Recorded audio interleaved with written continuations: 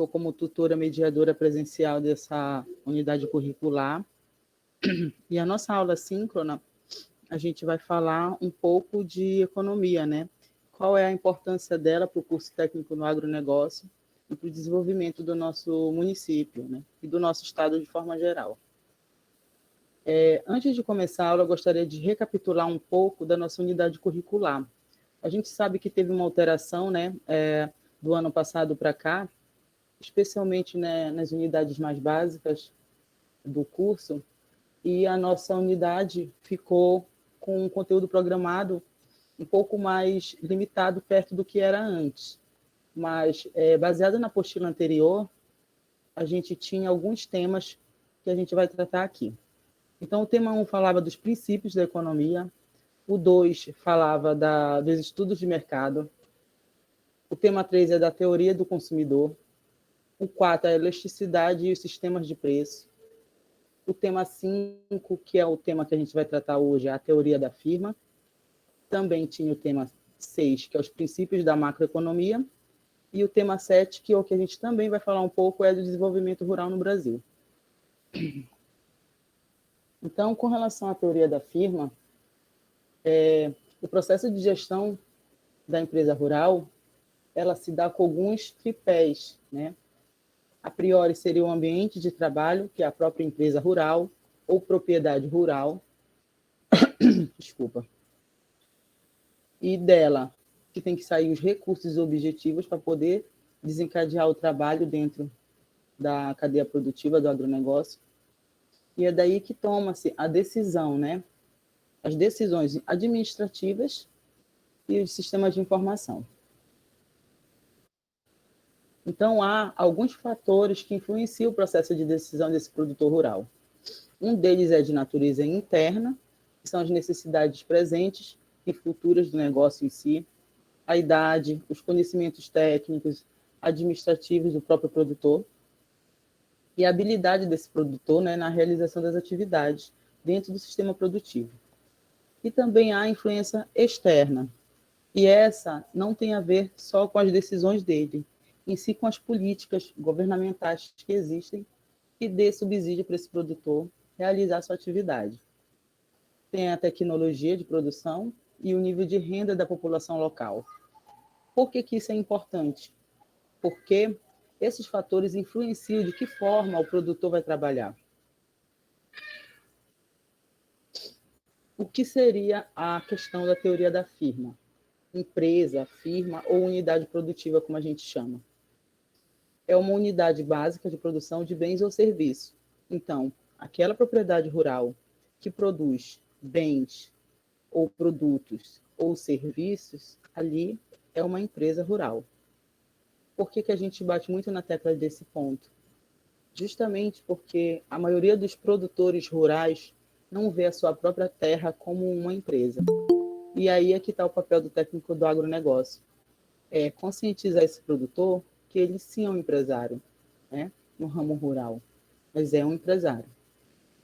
Então, no caso do setor rural, a gente cita, né, que a propriedade rural, como uma pequena empresa, ou média, ou grande, produtora de produtos agropecuários. E além disso, tem também as agroindústrias, ou indústrias produtoras de insumos e prestadoras de serviço. Muitas dessas empresas de insumos são as empresas que tratam justamente das grandes produções de commodities para poder subsidiar os subprodutos. Então, o processo produtivo ou sistema produtivo, né, é um conceito associado às tecnologias utilizadas dentro da cadeia produtiva e consiste na combinação dos fatores de produção. É sabido que os fatores de produção, né, temos 3, que é o capital, que é o dinheiro que vai ser usado para realizar o processo, né, a terra, que é o local onde vai ser utilizado, e o trabalho, que é o modo que vai ser utilizado, a mão de obra utilizada para a realização do processo produtivo ou do sistema produtivo. E os demais insumos utilizados na propriedade também vão ser utilizados dentro do processo, né, de modo que resulte a produção de algum bem ou serviço. Então, o empresário ele é um principal responsável dessas tomadas de decisões administrativas e produtivas, né? porque ele vai decidir o que produzir, como administrar e para quem vender tudo que é produzido dentro dessa propriedade, bem como o método produtivo adotado. Então, dentro da economia, isso é muito importante a gente ter a ciência, né, o conhecimento de que método vai ser utilizado para que você alcance o objetivo de gerar lucro, né? Então, há um planejamento a ser feito e o papel do técnico em agronegócio é orientar esse produtor a realizar todas as etapas. Um tipo de conceito que a gente fala muito dentro das noções de economia é o curto prazo, que é um período a qual um ou mais insumos produtivos permanecem fixos na quantidade e não podem variar. Por quê? Eu vou dar um exemplo. O ciclo de produção agrícola, né, corrente poderia ser do período de curto prazo, já que a terra plantada está fixa em quantidade, não podendo aumentar nem diminuir. Então, você vai ter ali, né, uma gestão a curto prazo do que você tem. Então, a quantidade de terra que você tem e o que você vai utilizar para produzir naquele espaço. Tem outro conceito que chama-se longo prazo, né, que é o período de tempo a qual a quantidade de todos os insumos produtivos pode variar. Então, você estima, né, que vai haver uma variação a longo prazo de tudo que há dentro do processo produtivo. Então, com o passar do tempo, o produtor ele pode comprar mais terras, aumentar ou expandir a sua propriedade para poder ocorrer essa variação no recurso chamado no recurso terra, né? Então, há um planejamento a longo prazo para que aumente a sua área de produção. Outro conceito que a gente fala muito dentro da noção de economia são os custos fixos, né? Eles são os custos que não se alteram durante esse curto prazo de tempo, né? E depende do nível de produção da empresa, né? Há empresas que têm custos fixos mais altos e outros não. Então, um exemplo do caso de aluguel do galpão, por exemplo, de armazenamento de grãos, em que, independente da quantidade que você vai produzir, o produtor terá que pagar, sim, no período de tempo desse contrato. Então, é um custo fixo. Ele vai realmente precisar pagar, independente se ele for produzir mais ou menos. O conceito de custos variáveis já é um pouco diferente. São custos que podem variar de acordo com o nível de produção da empresa. Um exemplo é do produtor rural tenha desejado expandir a área dele. Então, ele vai comprar mais fertilizantes, ele vai comprar mais semente para preparar o solo, para produzir mais a quantidade de produto. Então, esse custo que seria fixo vai variar de acordo com a quantidade que ele vai produzir. Então, o custo de compra de fertilizantes, sementes, é considerado um custo variável. Por que isso é importante dizer aqui para vocês? Porque são questões de prova, vão cair na prova, né? E aí você tem que ter esse conhecimento para discernir exatamente o que seria um custo fixo e variável. Custo marginal, né? É o acréscimo do custo que se verifica quando é produzida uma quantidade adicional desse bem ou do serviço ou do produto, né? E como exemplo a gente coloca uma agroindústria, por exemplo, de queijo, e o produtor tem um custo total, digamos, de R$ 1.000 para produzir 50 queijos. Então, ao produzir 50 mais 1, o custo total se eleva. Vai, por exemplo, de 1.000 a 1.020. Então, o custo marginal é o 20. Por quê? Porque ele ultrapassou a margem dos R$ 1.000. Então, quer dizer que se ele aumentou em uma unidade a quantidade que ele produziu, o que sobra da quantidade que ele gastou para produzir a quantidade que ele já fazia, a gente chama de custo marginal. E aí tem alguns cálculos que a gente realiza, né, para saber exatamente aonde é que o produtor quer chegar. Porque no meio disso tudo, todo esse conhecimento, o objetivo maior é que se gere lucro. Então, temos a função de produção, né? Que é uma relação matemática que a gente expressa as quantidades de insumos que a gente necessita para produzir aquela quantidade de produto, e nela pode ser entendida como a quantidade máxima de bem final que pode ser obtida, né? Então, assim, se você tenta, né, produzir uma quantidade X de produtos, você vai precisar de uma certa quantidade de alguns fatores variáveis. A equação ela fica assim, né? O que é a quantidade produzida do bem final dentro da propriedade rural, que é quanto você quer produzir, a função, né? E o K, né? A quantidade de capital utilizado no sistema de produção, quer dizer, quanto que você vai utilizar para investir e para ter esse resultado final.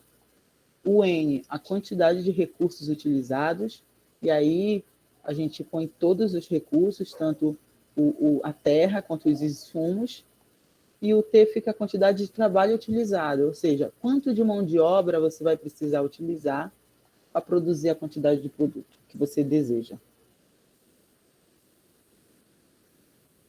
Entre outros conceitos da economia rural, a gente tem a receita, o custo e o lucro, que é o que o produtor rural precisa ter controle para saber o quanto que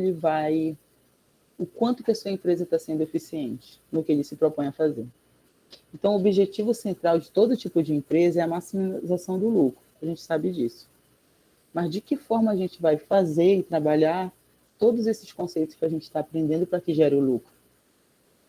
Então, assim, a receita total é obtida a partir das vendas de todos os produtos que a gente vai produzir. Mas para alcançar esse valor, né, a receita total, a gente precisa multiplicar a quantidade de itens que a gente vendeu, né, pelo respectivo preço do mercado. Ou seja, a gente vai ter um custo para produzir uma quantidade de produto e a gente precisa colocar esse produto no mercado com valor competitivo. Então, é por isso que há esses tipos de cálculos para a gente realizar e saber o quanto que a gente vai gerar de receita total. Então, a equação fica assim. A receita total, né, ela é igual à quantidade dos produtos agropecuários vendidos vezes o preço dos produtos agropecuários. Isso é a receita total. Então, o exemplo que eu coloquei aqui, né, imagine um produtor rural que produz 100 quilos de tomate e 100 quilos de batata para vender na feira. O preço do quilo de tomate é R$2 e o preço do quilo da batata é R$1.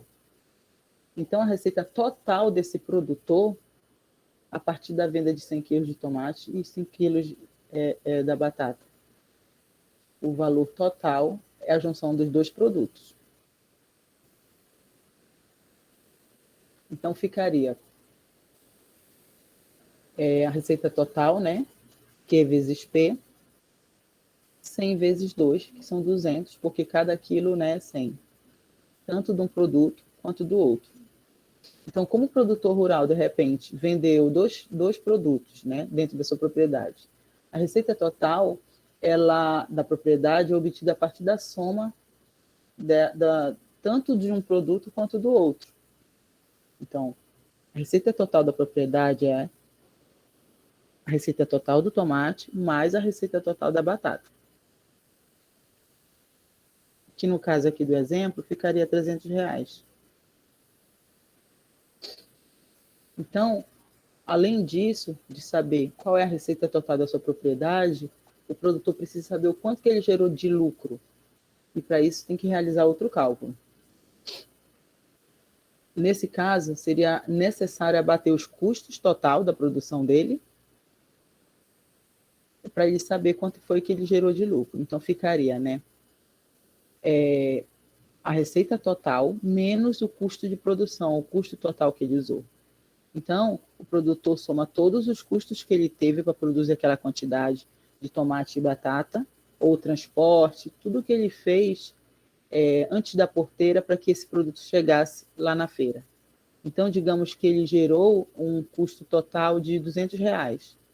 Então, aqui ficaria, né, os R$ 300, né, do lucro total, R$ 300 da receita total, menos o custo total. Então, ele gastou R$ 200 para produzir. E a receita total foi 300. Então, apenas diminui, que dá 100. Então, os 100 seria o lucro total do produtor dentro da sua propriedade. Outros conceitos que a gente utiliza dentro da economia, né, os produtos total, médio e marginal. Então, suponhamos que a situação de curto prazo em uma empresa rural, na qual os fatores de produção são utilizados sejam fixos. Então, se os fatores de produção utilizados sejam fixos, a gente está falando de terra, trabalho e mão de obra, correto? Então, o produtor que dispõe uma certa área de terra para cultivar é um fator de produção fixo, porque é dele. Ele não precisa alugar essa terra para poder produzir. E introduz na produção sucessivamente um trabalhador a mais de cada vez. Então, de repente, o produtor ali já trabalha com a própria família. E a cada aumento de produção, ele vai adicionando mais uma pessoa para trabalhar com ele. Aqui eu coloquei uma tabela, né, que mostra um experimento com informações sobre a utilização do fator trabalho. Então, a gente percebe aqui, na coluna 1, o número de trabalhadores, na coluna 2, a produção total que é realizada, na 3, a produção marginal, o fator trabalho, e na 4, o produto médio do fator trabalho. A gente pode observar que, com o aumento do número de trabalhadores, vai aumentar a quantidade total de produto. E aí o produto marginal desse fator trabalho vai chegar um momento que ele vai estagnar. Por quê? Porque não vai variar tanto a quantidade de pessoas e a quantidade de produção.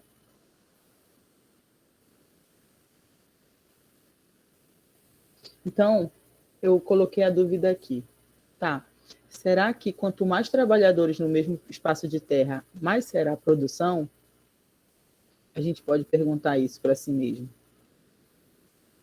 Então, assim, se for adicionada as quantidades de um fator de produção variável, como o trabalho, por exemplo, a quantidade fixa de um fator produção, que é a terra, o acréscimo da produção total será inicialmente crescente. Porém, com acréscimos adicionais do fator variável, a produtividade desse fator será decrescente, podendo, inclusive, assumir valores negativos. O que seria isso em exemplo? Que você vai aumentando a quantidade do fator trabalho, que é a mão de obra, mas se você não aumentar o tamanho da terra e a quantidade produzida, não vai ter sentido você aumentar a quantidade de pessoas para trabalhar. Então, muitas vezes o produtor acha que aumentando a quantidade de funcionários vai aumentar a produtividade dele. E não é isso, a gente precisa trabalhar as variáveis. E a gente sabe que as variáveis é trabalho, terra e produtividade. Se você mexer só numa variável, você não vai garantir o sucesso da sua propriedade. Temos que mexer nas duas variáveis, tanto no fator mão de obra, que é o trabalho, quanto no fator de produção, que é terra.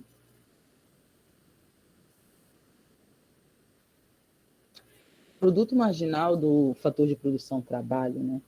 Nessa figura, o fator de produção variável, né, que é o trabalho, por exemplo, é crescente. E depois, de certo nível, ele passa a ser decrescente, se tornando negativo. Ou seja, mostrando aqui que se você, digamos, contratar mais pessoas e não aumentar o espaço de produção, que é a terra, você vai ter um decréscimo desse produto marginal. Não vai estar valendo a pena.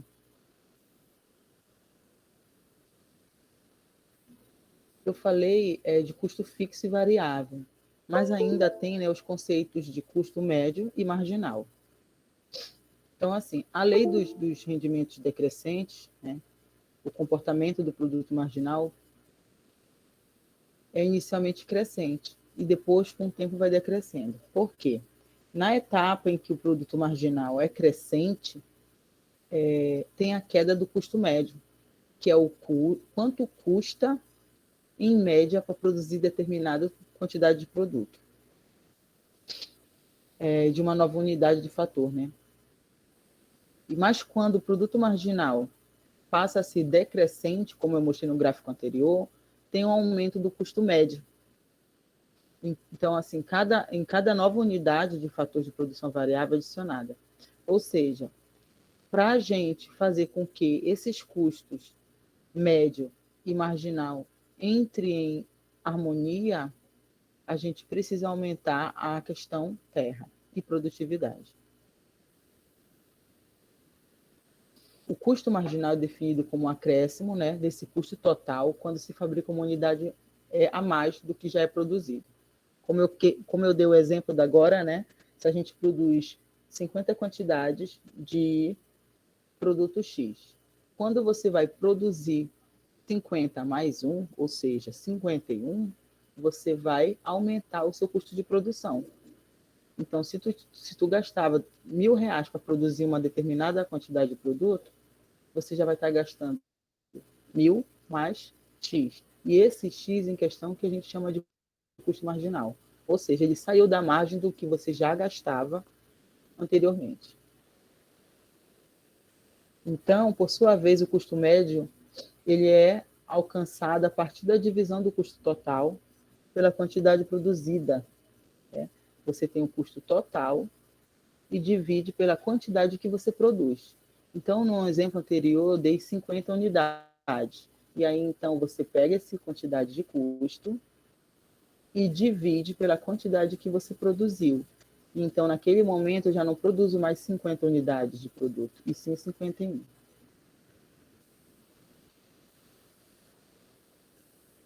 Coloquei aqui essa tabela para vocês observarem, né? Que possivelmente virá assim na prova também, isso é importante. Por que é importante? O proprietário de uma empresa rural, ele precisa ter essas planilhas. E o técnico agronegócio, ele precisa trabalhar com essas planilhas, porque é aqui que as coisas funcionam.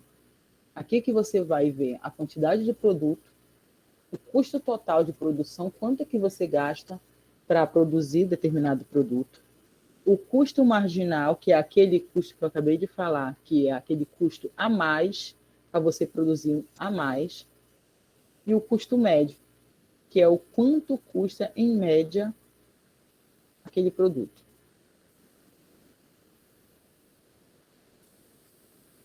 Custos variáveis, custo variável, fixo e total, né?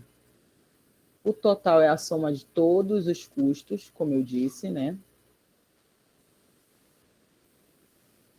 E é considerado o total composto do custo fixo total e do custo fixo variável. Pode encontrar dois novos termos também, que é o custo fixo médio, que é quanto você gasta médio, em média, com aqueles custos que não se alteram, custo variável médio, e aí a gente divide esses custos pela quantidade produzida. Então, ficaria mais ou menos assim. O custo médio é igual ao custo total dividido pela quantidade de produto.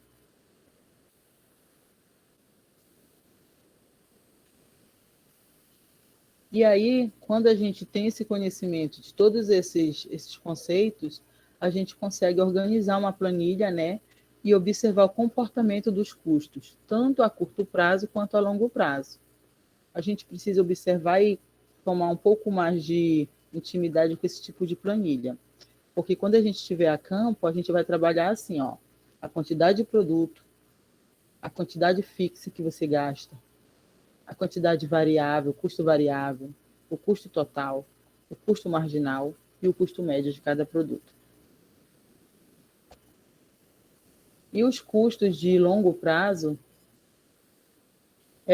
são custos que é possível que a empresa venha, né, se adaptar às mudanças do mercado. E aí, por exemplo, se você vai expandir a capacidade produtiva, aumentando a tua área de produção, então as empresas têm a possibilidade de alterar a quantidade desses fatores de produção, tanto variáveis quanto fixos, e que são utilizados para produzir mais bens e serviços. Então, são custos que você vai trabalhar a longo prazo, porque são assuntos que você vai tratar de aumento de produção. Então, o fator terra vai aumentar, a quantidade que você comprava de insumos para aumentar aquela quantidade produzida. A gente chama isso de custos a longo prazo. Aí a gente pode colocar um exemplo aqui, né? Que, por exemplo, é relevante analisar se existe vantagens econômicas a ser grande, pois uma empresa grande pode produzir bens com um custo menor por unidade do que um empresário pequeno. Ou o contrário, pode produzir um custo mais elevado, reduzindo os lucros. Então, assim, é importante que a gente analise, né, faça análise do custo médio da firma no longo prazo. Por quê? A partir daí, né, dessa curva do custo médio de longo prazo, que a gente pode perceber se o produtor está no caminho certo. Então, esse gráfico aqui mostra o seguinte, que esse custo médio em curto e longo prazo. Então, essa figura que eu coloquei, ela apresenta essa configuração clássica dos custos médios de longo prazo. Então, inicialmente, eles diminuem e atingem um ponto mínimo, né? E depois começam a aumentar.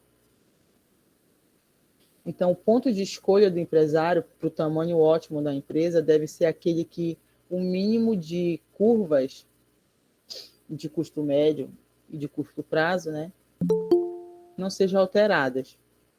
A gente pode perceber aqui no gráfico, no meio, que há um nível ótimo, que é onde o custo médio, a curva de custo em médio prazo e curto prazo, e também o longo prazo se encontram.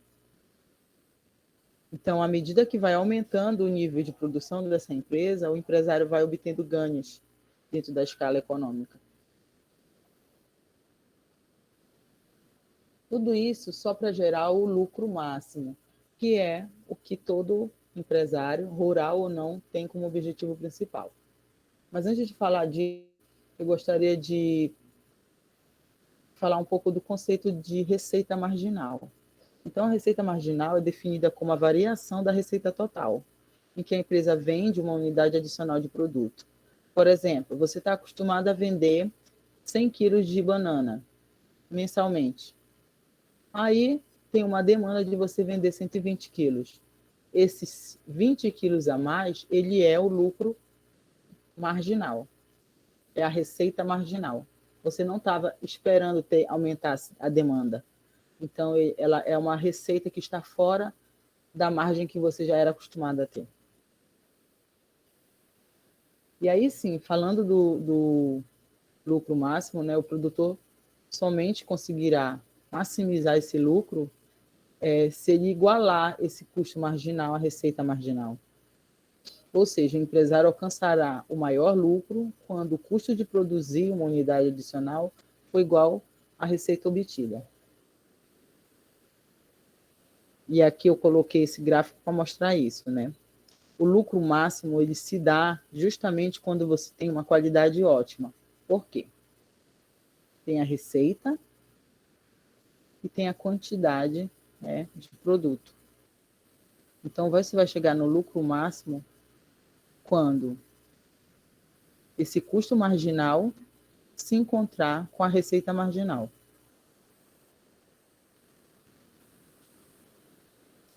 Então, dessa forma, o seu preço de venda é fixo e fazendo com que a tua receita marginal seja constante.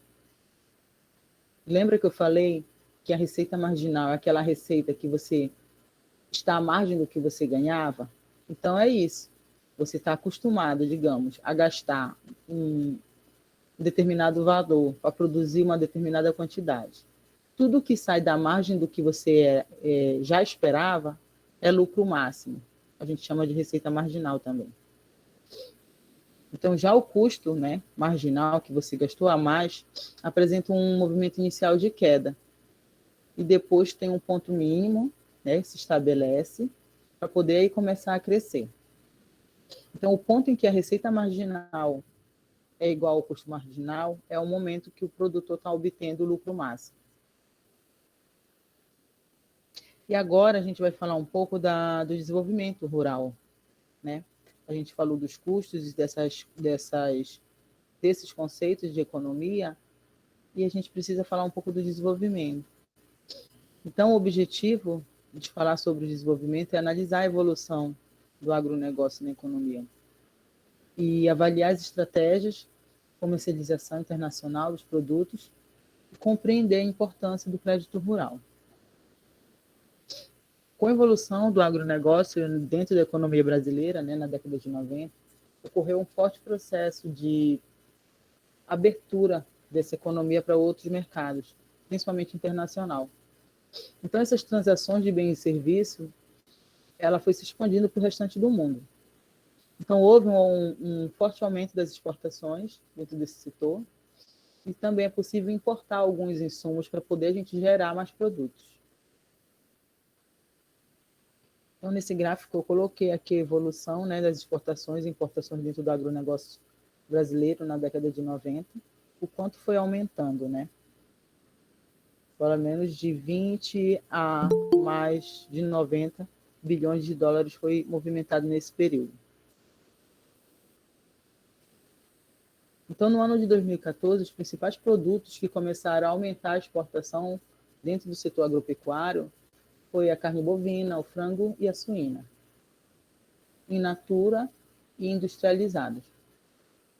E o complexo da soja, de grão de modo geral, o farelo da soja, o óleo, a indústria dentro da sucroalcooleiro, né, que é a questão da cana-de-açúcar e o álcool, e alguns produtos florestais, como papel, celulose e as madeiras, além do café e fumo, que já era exportado.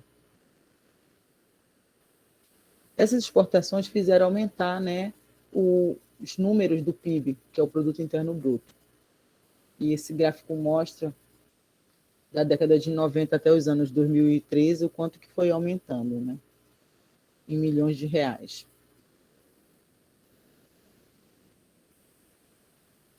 Hoje, o Brasil ele é um grande país no sentido de ser bem visto como um grande agente de abastecimento de alimentos no mundo. Então, ele pretende ampliar fortemente essa produção de alimento para continuar exportando e é considerado um país de bom potencial agrícola, né, e de crescimento dentro do agropecuário. Só que, justamente com o aumento de produção e o aumento dessas exportações, o mundo como um todo foi se adaptando ao desenvolvimento agrícola sustentável, porque a gente precisa ter a consciência, né, sustentável de que produzir é importante, mas preservar também é. Então, esse termo sustentabilidade é cada vez mais presente dentro do meio empresarial. Rural ou não, a gente sempre vai falar disso. Então, no cenário atual econômico, muitas empresas elas estão começando a atuar no desenvolvimento agrícola sustentável, para poder estar mais competitiva no mercado. É importante para as empresas hoje ter essa imagem de sustentabilidade, muito atrelada a seus produtos. Então, o que é basicamente o desenvolvimento agrícola sustentável? Sanches cita, né, que o desenvolvimento sustentável pode ser definido como um processo de desenvolvimento que satisfaz tanto a necessidade das gerações presentes, mas sem comprometer gerações futuras. Ou seja, a gente tem as nossas necessidades que precisam ser cumpridas, a gente precisa produzir, precisa exportar, precisa lucrar, mas a gente precisa também desenvolver métodos que os nossos recursos naturais que a gente utiliza para fazer essa produção em grande escala não sejam deteriorados com o passar do tempo. A gente precisa garantir que esses recursos sejam explorados de forma consciente, para a gente continuar explorando por muito mais tempo e deixando terra suficiente para gerações futuras. Então, dentro desse planejamento de desenvolvimento sustentável, há 5 dimensões que são abordadas sempre quando se fala de desenvolvimento no Brasil. Um deles é o social, porque o intuito é a maior distribuição de renda e criação de mais oportunidades de emprego. Não adianta a gente falar em desenvolvimento e não atingir a massa. A econômica, obviamente, né? Porque quando a gente fala de desenvolvimento, a gente fala de aumento de produção, aumento de riqueza social, aumento de produto interno bruto.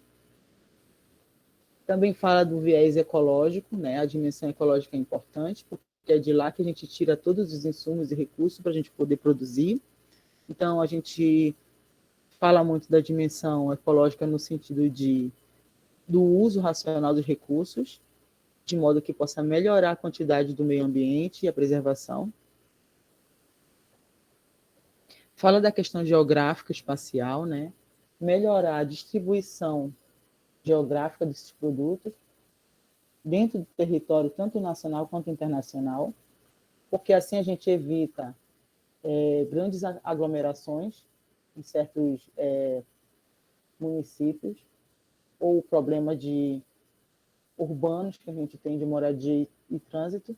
Então, quando a gente desenvolve o planejamento e consegue desenvolver a agrícola sustentável, a gente atinge o máximo de lugares mais remotos possível.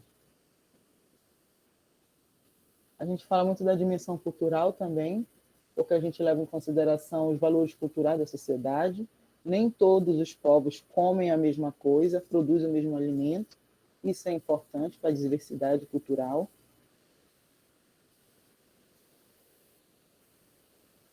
E também fala da questão dos tipos de empreendimento rural, porque nem todo produtor é igual, né? A gente sabe que tem vários tipos de produtores e o desenvolvimento precisa atingir e chegar em todos eles. Então, a gente tem empreendimento rural tradicional, e geralmente utilizados equipamentos rudimentares, como enxadas. A gente vê que tem pouca tecnologia, mas ainda assim a gente precisa, o desenvolvimento precisa chegar lá no produtor. E aí é que eu falo muito sobre o técnico agronegócio, né? Porque é o agente que vai fazer a modificação na vida desse produtor, que muitas vezes não tem conhecimento. Outro tipo de empreendimento rural em transição, né? Que é o pequeno para médio produtor, geralmente, é o tipo que já passou por algumas técnicas de produção, né? Um pouco mais moderna do que a enxada, por exemplo, e ele contribui para a melhora da produtividade.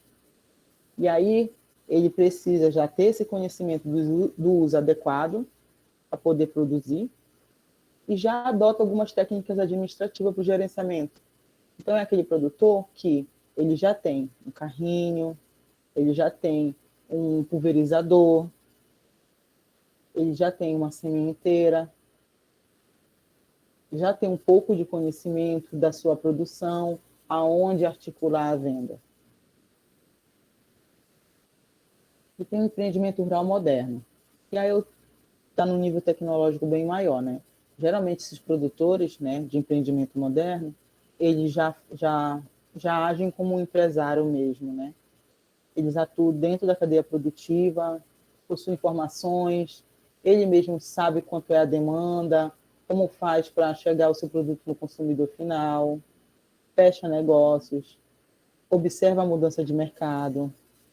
Esses produtores estão dispostos a se adequarem à produção do mercado, a novas exigências. Então, ele não é um produtor passivo que espera as coisas acontecer. Ele vai lá, vê a exigência do mercado e se adapta, porque ele não pode perder clientes, não pode perder negócio. Mas, em meio a isso tudo, a gente precisa trabalhar também a questão política, a política agrícola do Brasil. E a gente vê que já houve algumas reformas, a gente ainda tem, né, um caminho bem longo pela frente para que a gente possa garantir alguns recursos, como o crédito rural. Mas já mudamos muito. Então, assim, o crédito rural, ele foi, sim, um instrumento e é ainda o principal instrumento de política nacional agrícola. Então, de acordo com o Banco Central, os principais objetivos desse crédito é estimular esses investimentos dentro do ramo rural, fortalecer e favorecer o custeio dessa produção e da comercialização de produtos, fortalecer o próprio setor rural, né, incentivar a introdução de métodos mais racionais de uso da terra, métodos de sistema de produção mais efetivos. Também tem os objetivos do crédito, propiciar um meio de crédito fundiário, a questão da aquisição e regularização de terras, desenvolver atividades florestais e pesqueiras, estimular a geração de renda, ou melhorar a questão da mão de obra. Então, as principais modalidades de crédito rural utilizado dentro do Brasil é o custeio, que é aquele investimento que a gente precisa para custear uma safra ou cobrir as despesas decorrentes desses custos todos que a gente citou, dentro de um ciclo de produção, uma safra. Quanto é que tu vai gastar para custear, desde o momento que tu coloca a semente até o dia que tu vai vender o produto. Tem também o crédito investimento, que aí já não é como custeio, ele tem o objetivo de aumentar a produtividade efetiva, no sentido de que propiciar ao produtor a compra de bens, como, por exemplo, um trator agrícola, porque aí ele vai tecnificar a produção dele e vai aumentar a eficiência. Tem também os créditos de comercialização, porque tem o objetivo de cobrir as despesas, essas despesas do processo de comercialização, porque às vezes o produtor produz e consegue colher. Mas e aí? Como é que esse produto vai chegar ao consumidor? Então, ele pode muito bem subsidiar um crédito de comercialização, né, para que ele possa fazer com que esse produto chegue ao consumidor final. Então, aí ele gasta com armazenagem, embalagem e transporte. Então, o crédito rural ele pode ser concedido por diversos tipos de linhas de crédito, de financiamento. Então, as condições variam de acordo com o objetivo do empreendimento, o tamanho do empreendimento e a característica do produtor. Qual é a finalidade da produção dele? Então, tem alguns créditos comentados aqui no nosso país. Um deles é o ABC, que é a Agricultura de Baixo Carbono, o PRONAF, que é muito conhecido pela agricultura familiar, que é um programa nacional de fortalecimento dessa agricultura, que inclusive mudou a vida de muita gente. O Moderfinha, né, que é um projeto de incentivo à irrigação e armazenagem. O Moderagro, que é a modernização da agricultura e a conservação dos recursos naturais. O Programa de Plantio, Comercialização de Recuperação de Florestas. E o Programa de Desenvolvimento Cooperativo e Agregação de Valor. Claro que existem outros programas, mas isso é importante saber porque o técnico em agronegócio que vai pegar um produtor pela mão e fazer com que ele produza ou obtenha crédito, precisa saber qual é a realidade, para poder saber em qual desses perfis que ele se encaixa. Então, aqui, de modo geral, a gente aprendeu um pouco da teoria da firma, né? Que falamos da questão dos conceitos de custos fixos variados, falamos dos principais conceitos relacionados ao desenvolvimento rural, a importância e a evolução da participação do agronegócio no Brasil, falamos dos tipos de empreendimentos que existem e especialmente do crédito rural. Até aqui, obrigada, e a gente vai abrir para perguntas.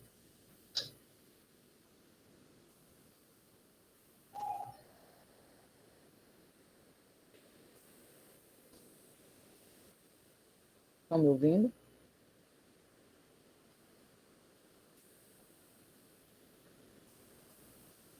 Eu estou sendo ouvida, gente? Sim, estou ouvindo.